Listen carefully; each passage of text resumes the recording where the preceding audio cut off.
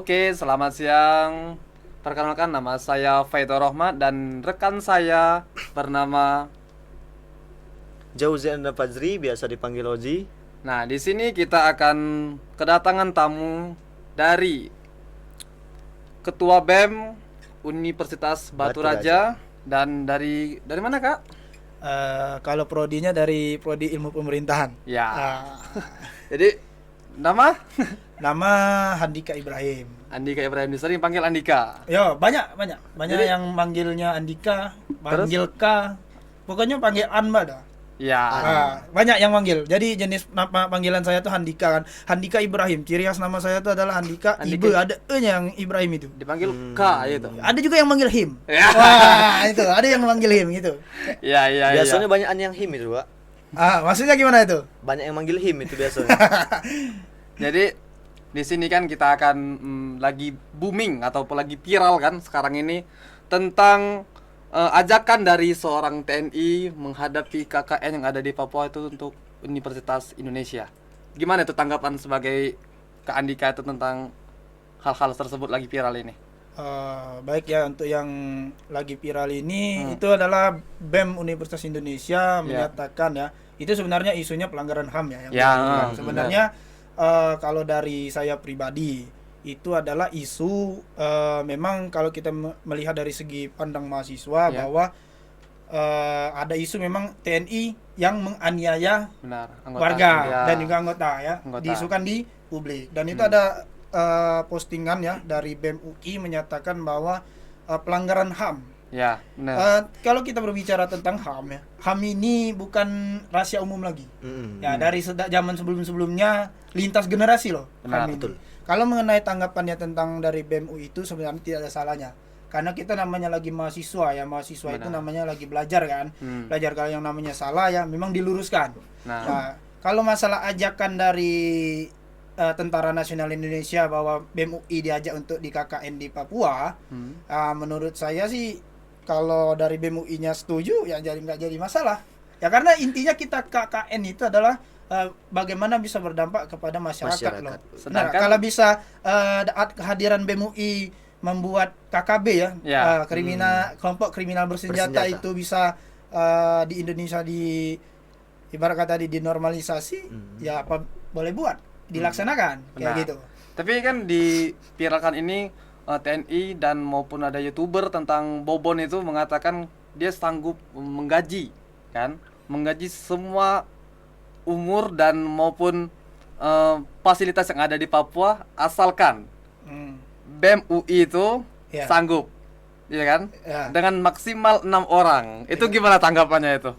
Kalau itu sendiri kan, kalau berbicara tentang kelembagaan, sebenarnya saya tidak berhak menjawab untuk Iya, siap. BEM siap. UI itu bersedia atau tidak, karena itu bukan Ya. dari kelembagaan kita. Tapi Benar. kalau untuk menanggapi, itu kembali lagi dengan BEM UI sendiri. Jadi juga kalau memang merasa BEM UI untuk menunjukkan bahwa mereka bisa menormalisasi pelanggaran HAM dengan kehadiran mereka sebagai peserta KKN di situ, ya silakan. Tapi ditinjau kembali, karena tantangan dari Bobon itu isu yang saya dengar bahwa KKN di situ secara mandiri diundang oleh Bobon, dibiayai ya, Ya, tanpa biaya kan, betul. tanpa biaya. Dan juga mereka tidak bisa menentukan lokasi KKN. Yang menentukan lokasi KKN itu adalah dari Bobon Dari- itu sendiri kan. Ya. Nah, kalau untuk menanggap itu sih kembali lagi ke BEM UI sendiri. Kalau memang bersedia ya jadi nggak jadi masalah. Kalau juga mereka tidak bersedia ya kembali lagi ke BEM UI. Oke. Ya, karena menurut saya rasional aja. Karena apabila itu memang perlu dilakukan sebagai mahasiswa untuk berdampak kepada kondisi yang ada di negara kita, khususnya di Papua, ya kita lakukan kan, secara rasional berpikirnya BEM UI. Tapi kalau mereka banyak pertimbangan yang lain, hal yang lainnya mendasari, ya itu kan terserah lagi kembali ke BEM UI, karena yang Ya. ditantang kan BEM UI, bukan Oke. BEM Umbara nih. Ya. Benar kan? Jadi di Unbara itu Kak Andika ya, apa yang lebih ke mendominan mahasiswanya untuk bergabung untuk menjadi BEM tersebut? Oke, kalau untuk di Umbara sendiri ya kita di sini BEM Universitas Batu Raja sebenarnya pasca COVID-19 kemarin ya, COVID-19 kemarin sebenarnya tingkat kemauan dari mahasiswa itu sendiri mulai berkurang, sehingga keinginan mereka untuk aktif berorganisasi itu kurang. Ya. Jadi dan juga ini berpengaruh oleh dampak Karena banyaknya vakum tadi. Ya, kan. vakum juga karena kita hibrid ya, kuliah secara Ya, online, dan online. juga itu menurut saya tidak efektif juga. Baik dari berdampak pada kegiatan mahasiswa, berdampak juga dengan kegiatan akademik. Oke, Benar. oke bagi kita mahasiswa yang memanfaatkan kuliah secara online itu secara maksimal, karena informasi kita belajar di ruang yang tidak terbatas itu kan memudahkan kita Untuk berpikir, menggait ya ilmu pengetahuan. Namun ada juga dampak negatif, termasuk ini ya. Jadi? Kegiatan-kegiatan di BEM Universitas Batu Raja dan juga organisasi ormawa yang ada di Universitas Batu Raja, saya lihat tahun 2000 mulai lagi di tahun 2023 ini. Dan mungkin tahun 2024 yang akan datang dan selanjutnya Lebih meningkat lagi. akan lebih meningkat lagi, karena melihat kita sudah bisa bertatap secara langsung. Karena intinya kegiatan itu kita bersilaturahmi dong. Kita bertemu dengan teman-teman kan, Ya. kita atau suka duka bersama. Nah, itu yang menghiasi ke- inti dari ya, kegiatan. Karena benar, kalau benar, kita membuat kegiatan secara online, teman-teman ini berdasarkan, jangankan teman-teman ya, saya juga pribadi kalau selalu online, kegiatan bosen online, kan? bosan. Bosen. Ya, Ya, bosan benar, kita kan. bosen. Kayak kita mikirnya, kita nggak gerak tuh kan, nggak gerak, apalagi tinggal sambil rebahan Nah, dengan daringnya itu kan. ya, Nah, kan juga nggak optimal. benar. Yang pastinya itu, Kak. Ya. Kurang efektif lah. Jadi ini kan masih masuk bulan Ramadan ini kan Kak. Jadi di saat bulan Ramadan ini apa yang dilakukan oleh BEM Unbara itu untuk melakukan hal-hal positif maupun keuntungan bagi masyarakat? Oke, baik, kalau untuk kegiatan Ramadan ya, sebenarnya kemarin sudah diagendakan dari kami sendiri, dari BEM, dari pihak internal sudah diagendakan. Namun ada beberapa kendala, jadi mungkin untuk yang Ramadan ini tidak ada kegiatan kami. Oh, masih Tapi kami kosong, ya, ah. masih kosong. Tapi kami mendukung setiap kegiatan mahasiswa, organisasi. Karena kami kan BEM-nya universitas tuh, ada BEM fakultas, ada organisasi kemahasiswaan, mahasiswa, himpunan, UKM. Nah, kami sangat mendukung kegiatan-kegiatan mereka. Tapi kalau untuk BEM sendiri perlu setelah ini. Ya, Setelah karena ini? kita nih pemilu nih, tahun setelah pasca pemilu kita akan menghadapi pilkada. Pilkada. Nah, pilkada Ya, ini nih, siap. insya Allah dari kami BEM Universitas Batu Raja akan menginisiasi kegiatan-kegiatan untuk bagaimana kita mengawal demokrasi yang ada, terusnya di Kabupaten Oku nih. Oke. Sebagai mahasiswa kan peran kita mengawal demokrasi tuh. Benar, ya. Gitu. Biar lebih adil kan. Ya, Ya. Karena di tahun-tahun sebelumnya ini kebanyakan mahasiswa ini tentangnya bukan ketidakadilan tapi tentang kebanyakan demo terhadap apalagi di pilpres seperti kemarin ataupun banyak sekali kan. ya Jadi, kalau untuk demo sendiri ya, kalau kita sudah turun demo, berarti permasalahan yang ada sudah sangat krusial. Ya, sudah benar. sangat penting dan berpengaruh pada demokrasi. benar, Ya, kalau kita sampai turun ke lapangan. Nah, Nah, kemarin kami pasca pemilu pernah mengadakan Pernah, kan? pernyataan sikap di depan bahwa melihat kejanggalan-kejanggalan yang ada pada penyelenggaraan pemilu ini, kami menyatakan sikap siap kawal demokrasi. Karena selanjutnya ini di tahapan pilkada akan menghasilkan pemimpin daerah terusnya di Kabupaten Betul, Oku, dan juga ini akan berdampak juga di segi sektor pendidikan, termasuk kita di perguruan tinggi. Ya, karena pemimpin ini juga sangat berpengaruh dalam dunia pendidikan yang ada di Kabupaten Oku. Karena kalau pemimpinnya salah, pemimpinnya yang Otomatis, tidak ya. sesuai harapan kita, Ya, tidak sesuai harapan kita, tidak sesuai dengan kriteria sebagai seorang pemimpin untuk memimpin daerah, ya takutnya nanti bukan malah meningkatkan, tapi Malah mengalami penurunan. ya. Kalau Radon enak, dia kan. ya enak saja kalau penurunan, tapi kalau penyelenggaraan pemerintah tata kelola pemerintahnya yang kacau. Kacau. Nah, bukan sekedar segi pendidikan tuh yang dirugikan, ekonomi, Seluruh, sosial, seluruh, ya, Pak. budaya kan seluruh. Seluruh Kan elemen gitu ya. kena. Nah, makanya Apalagi perannya- pendidikan di Unbara ini kan. ya, Nah, apalagi kita sebagai mahasiswa kan kaum yang terpelajar ya, sehingga kita bisa berperan di sini untuk mengawal demokrasi, sehingga bisa menjadikan penyelenggaraan pemilu di Kabupaten Oku ini terlaksana jujur dan adil.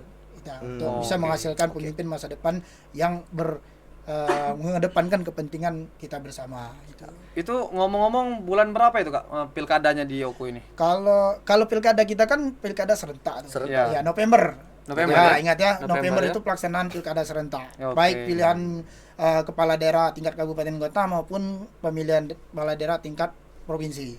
Oke. Ya karena kalau tingkat nasional kan presiden sudah kemarin Ya, sempat kemarin kan. Ya, itu. Kalau isu yang saya dengar itu Kak, terkait pilkada tahun 2024 ini, kemungkinan besar itu yang didulukan itu pemilihan kepala daerah.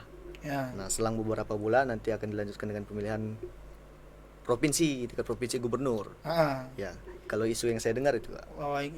Kalau sebenarnya kalau peraturan itu Kalau jadwalnya, kalau jadwal ya. iya. Ya, sebenarnya itu kembali lagi bagaimana nanti keputusan. Tapi saya tahu sejauh ini yang saya tahu bahwa itu akan dilaksanakan serentak. Di Karena bulan mengapa? November. Alasannya bisa secara logika ya. Mm-mm. Kalau kita misalnya pilihan bupati bulan Oktober, pilihan gubernur itu bulan November, berdampak itu di Pasti itu. penganggaran tuh.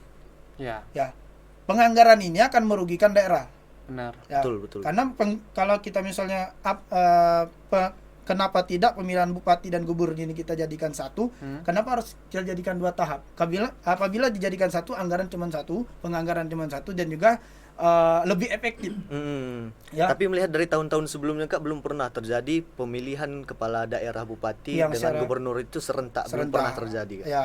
Kalau tahun ini terjadi ya alhamdulillah. Ya, kalau harapan kita kalau sebenarnya kalau pemilu serentak ini pemilu yang menurut saya sebenarnya memang harus dilakukan. Iya. Karena sebelum-sebelumnya pemilihan bupati tingkat kabupaten kota itu beda. Ya. Ada yang di bulan ini, ada yang di Iya, tanggal iya, ini, ada yang ini, baik dari kabupaten kota, provinsi maupun presiden. Nah, tentu ini sebenarnya kita berbicara tentang efektif dan efisiennya Yap. kegiatan penyelenggaraan. Kenapa kalau tidak kita kemas jadi satu penyelenggaraan pemilu sehingga menghasilkan pemimpin baik dari eksekutif maupun legislatif yang ada di Indonesia, terusnya di kabupaten dan provinsi. Itu sih menurut saya sih lebih efektif dan efisien sih kalau bisa dilakukan serentak, karena betul. bisa menghemat semuanya, anggaran, tenaga, dan juga sumber daya tuh. Ya, karena Cuman sekali kan. Ya, cuman sekali. Kalau Sekali cuma 2 serentak. kali kita 2 kali dong 2 kali. Begawi. Penganggaran 2 kali juga duit. 2 kali juga gaji kan kalau penyelenggara kan. Iya, Ya, betul. gitu kan. Nah, terkait nyambung lagi nih Kak, kita bahas masalah pilkada ya. Nah, untuk BEM sendiri Kak, persiapan untuk mengawal pesta demokrasi pilkada tahun ini apa sih? Oke, kalau kita sebagai mahasiswa ya, mengawal demokrasi itu kita masuk ke namanya pengawasan. Yap. Ya, pengawasan, karena kita mengawal kan, kita mengawasi. Nah, dalam hal ini bukan berarti kita tergabung di lembaga yang formal seperti Badan Pengawas Pemilu, Yap. tapi di sini kita memang bermitra ibaratnya, bermitra karena kita masuk di pengawasan partisipatif. Ya, karena apa disebut pengawasan partisipatif? Karena ini bentuk ke partisipasi kita, kesukarelaan kita untuk mengawasi pemilu, karena menurut kita itu penting. Ya. Itu sebagai mahasiswa, karena jadi kami dari BEM Universitas Batu Raja sendiri nanti akan menyiapkan. Jadi kita harus mempelajari dulu tuh. Nanti kan ada tahapan masa kampanye. Kan kalau kita mengawasi berarti kita harus melihat ada pelanggaran atau tidak. Indikasi Betul, kan? betul, Nah, betul. indikasi kalau kita mengawasi itu adalah pelanggaran atau tidak. Maka di situ. Jadi kita juga dari mahasiswa harus juga paham dengan apa yang akan kita awasi. Ya. Ya, kita mengawal demokrasi tapi kita nggak tahu apa yang dikawal. Cuman demokrasi saja. Oke. Gitu kan harus juga paham. Sebagai kaum yang terpelajar, kaum intelektual, kita sebenarnya harus berbicara berdasarkan data, berdasarkan hukum kan, sehingga nantinya itu tidak dibilang orang-orang itu omong kosong. Ya. Nah, benar nggak? Itu kan? Benar. Bullshit. Jadi Ya. untuk anggota BEM itu kan banyak tuh kan Kak. Jadi semua anggota BEM itu dalam acara pilkada nanti digerakkan semua itu, atau dipilih atau ada orang-orangnya gitu. Oke, kalau untuk mekanisme teknis di lapangan itu masih dalam pembahasan. Jadi nanti gimana tuh kami, karena yang akan kita awasi ini kita di Kabupaten Oku. Ya. BEM walaupun mahasiswa Universitas Batu Raja tidak bisa menjangkau satu persatu TPS yang ada di Betul. Kabupaten Kabupaten Oku. Oku. Ya. Jadi nanti mungkin akan diadakan juga survei, karena ada tempat-tempat yang rentan terjadinya pelanggaran kan. Benar. Ada tempat-tempat yang bisa kita katakan kondusif ya. Dan juga bisa dikatakan bisa aman sesuai dengan peraturan. Ada juga yang ibarat kata nama desa atau TPS itu di daftar merah bahwa ini rentan nih. Rentan zona Nah, merah. mungkin Zona rawan. dengan ya. adanya survei itu kami bisa nurunkan tim-tim untuk sebagai pengawas. Siap. Benar. Karena ruang kita juga terbatas. Ya. Karena kita sebagai pengawas partisipatif juga kan cuma hanya mengawasi dan juga tidak bisa basing ikut tuh masuk Iya. misalnya kayak yang formal Langsung. pengawas masuk bilik segala macam kita nggak bisa Iya, kan. benar. Jadi kan perlu ada teknis persiapan yang matang sehingga pada saat pelaksanaan pengawal demokrasinya nanti bisa sesuai dengan harapan, sesuai dengan sasaran kita yang pertama. Percuma kalau kita ingin kawal demokrasi tapi tidak sesuai nanti Yap, dengan yang di lapangan kan jadi percuma bahasa kita kan jadi percuma. sia-sia kan. Sia-sia gitu. Jadi ini balik ke BEM kak ya.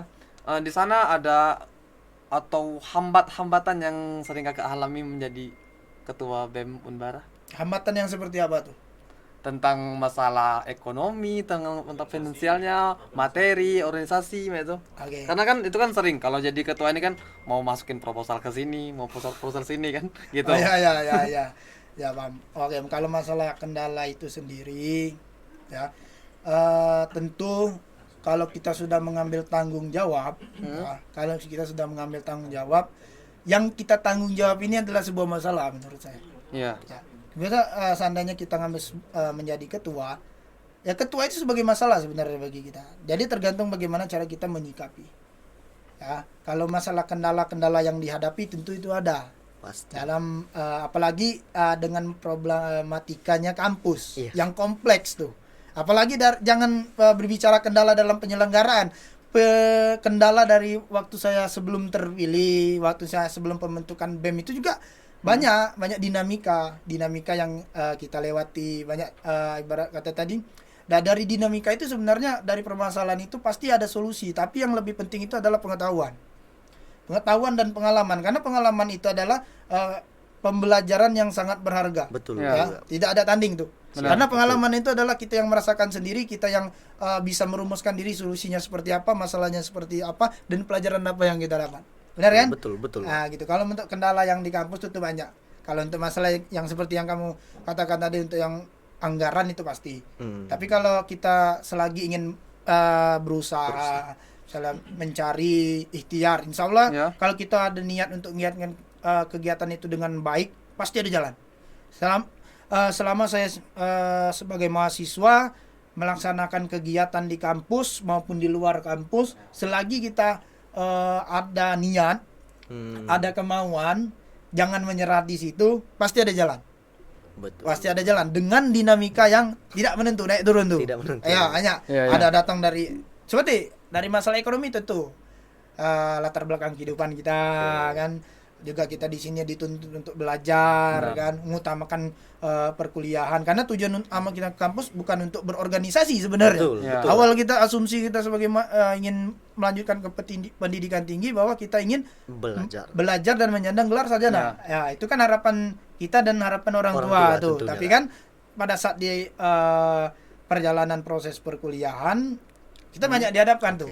Banyak dihadapkan dengan Masalah. bukan hanya sekedar akademik. Nah, Iya. ini dengan masalah yang ada di organisasi. Tapi menurut saya kalau seseorang itu tidak mau mengambil resiko, maka tidak akan merasakan apa artinya kemenangan. Betul. Nah, benar nggak? Kan kalau kita nggak berani ngambil resiko ya nggak jadi. Nggak pernah tahu kita kan. Ya, Apalagi ya. yang teman-teman Mbak Bi ngomong nih, yang kuliah pulang Ya, tuh. kupu-kupu kan? Ya, kupu-kupu. Tapi tidak menyalahkan mereka juga sih. Kembali lagi ke pribadi masing-masing. Semuanya tidak bisa dipaksakan. Kalau dipaksakan, apa sih yang bisa? Kalau dipaksakan itu hal yang baik. Kalau Nggak hal-hal ada yang lah. dipaksakan itu kecuali Tentu. agama ya. Ya. Kecuali agama ya. Betul, betul. Kecuali agama ya. Kalau yang lain kalau dipaksa-paksakan, Tentunya nggak baik. ya tentu Benar. nggak baik ya. Oke. Ini kan banyak nih kak standar-standar BEM maupun tentang gimana ya, di kampus itu kan banyak peraturan maupun mitra-mitra sponsor yang akan dihadapi oleh pihak kampus kan. Itu gimana tanggapan dari BEM? Mitra maksudnya di sini mitra ke mahasiswa atau mitra ke universitas atau ke lembaga Ke siswa? ke mahasiswa ya. Iya. Kalau untuk ke mahasiswa sendiri dalam aturan sudah jelas ya. Ada beberapa aturan yang tidak memperbolehkan kita untuk memiliki atau meminta anggaran khususnya ke instansi luar. Kalau untuk di internal sendiri, kita punya anggaran kemahasiswaan. Anggaran. Ya, jadi setiap ormawa, organisasi kemahasiswaan di tingkat himpunan mahasiswa, tingkat fakultas, BEM, fakultas, dan juga kami di universitas, dan juga teman-teman dari unit kegiatan mahasiswa, Iya. itu punya anggaran. Boleh mengajukan anggaran ke universitas. Ada anggarannya untuk melaksanakan kegiatan. Ini adalah salah satu bentuk dukungan juga dari universitas untuk mahasiswa melaksanakan kegiatan. Tentunya juga kegiatan ini mendukung juga kalau dari himpunan mahasiswa ya, kalau di prodi itu himpunan mahasiswa itu berpengaruh loh kepada akreditasi program studi.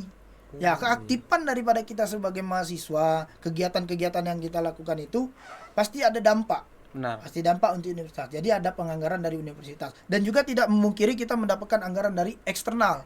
Jadi bahasanya eksternal ini di luar kampus. Oke. Ya. Kalau bahasa kamu tadi mitra, kita punya mitra.